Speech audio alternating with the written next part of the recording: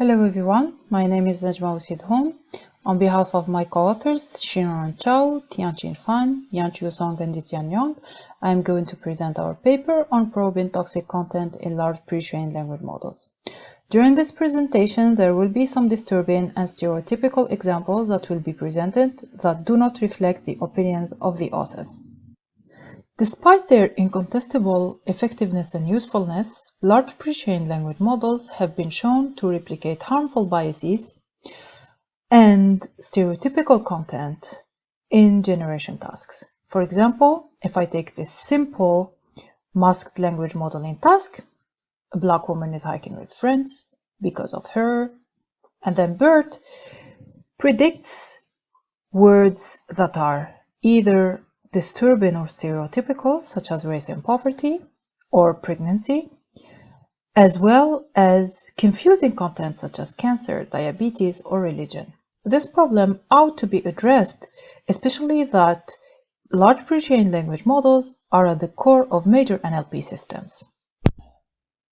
We build simple cause and effect sentences that start with the name of a social group, followed by an action. The action is a simple activity from the atomic atlas of everyday actions that can be making dinner, hiking with friends, planning a party, in order to create closed statements.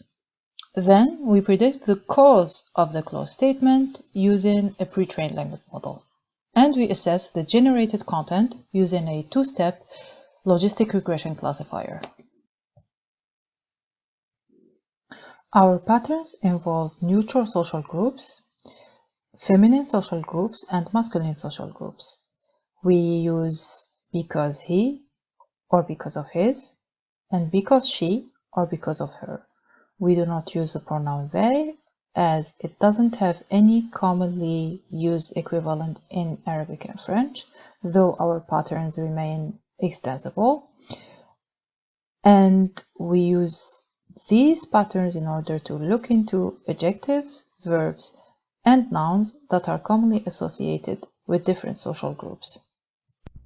We use a total number of 95 social groups that share at least one attribute. For example, we have gendered social groups, such as men and women, religious social groups, such as Muslims, or non-religious groups, such as atheists, racial groups such as black and white people, commonly marginalized communities such as refugees and immigrants, and groups that fall into the intersection of two attributes such as disabled men and Asian women. Then we generate sentences using the English pre-trained language models BERT, RoBERTa, and GPT-2, the French language model CamemBERT, and the Arabic AraBERT. We translated more than 700 atomic actions to French and Arabic. We generated 4,000 Arabic patterns, 6,000 English patterns, and 6,000 French patterns. We generated 378,000 English sentences in total, more than 198,000 French sentences, and more than 160,000 Arabic sentences. We built probing classifiers based on logistic regression for simplicity and explainability reasons. We trained binary toxicity classifiers on hate speech and abusive language datasets. The datasets do not share the same annotation scheme, but we normalize the annotations into toxic and non-toxic. We train the English classifier on 3 different datasets, the French classifier on 1 dataset, the only one that we know about, and the Arabic classifier on 3 different datasets. The F-score of the English classifier is 0.78, the French one is 0.64, and the Arabic classifier's F-score is 0.84. The classifiers aren't perfect, but they are better than random guesses.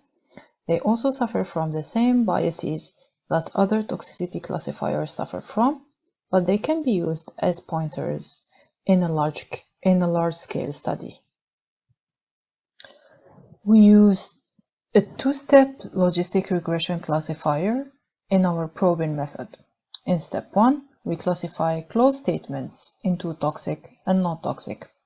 Then in step 2, we delete the statements that have been classified as toxic in order to counter false positives, because we consider them as false positives.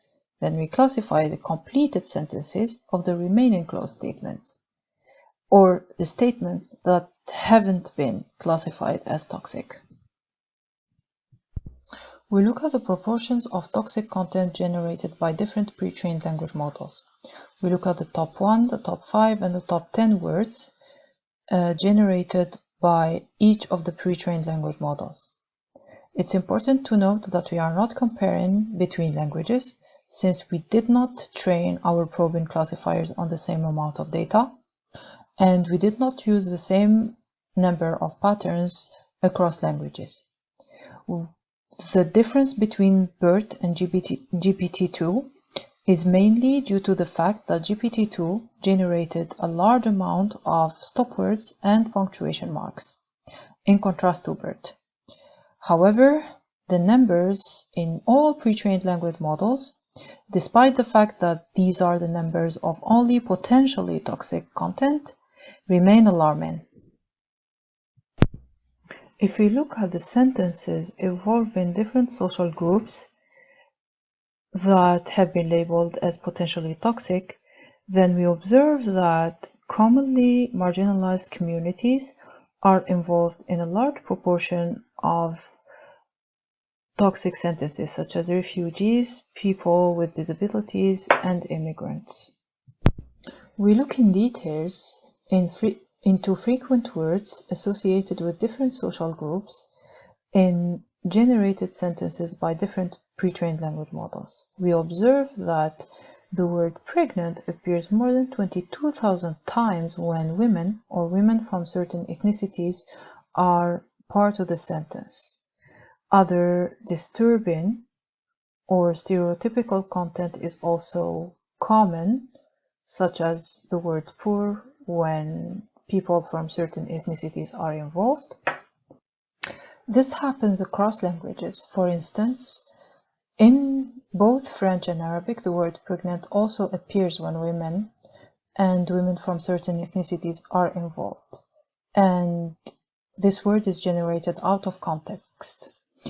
More details about frequent biased content can be found in our paper. In order to further investigate problematic content generated by pre-trained language models, we perform a human evaluation on 100 randomly selected sentences per language.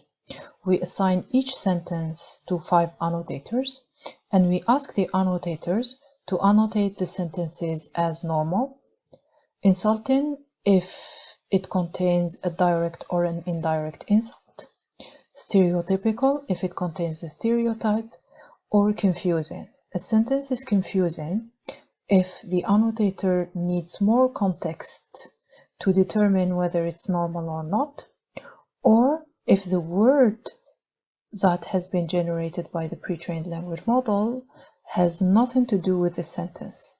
We observe that there is a significant proportion of potentially toxic content, and that our probing method can be used to point out potentially problematic content generated by pre-trained language models.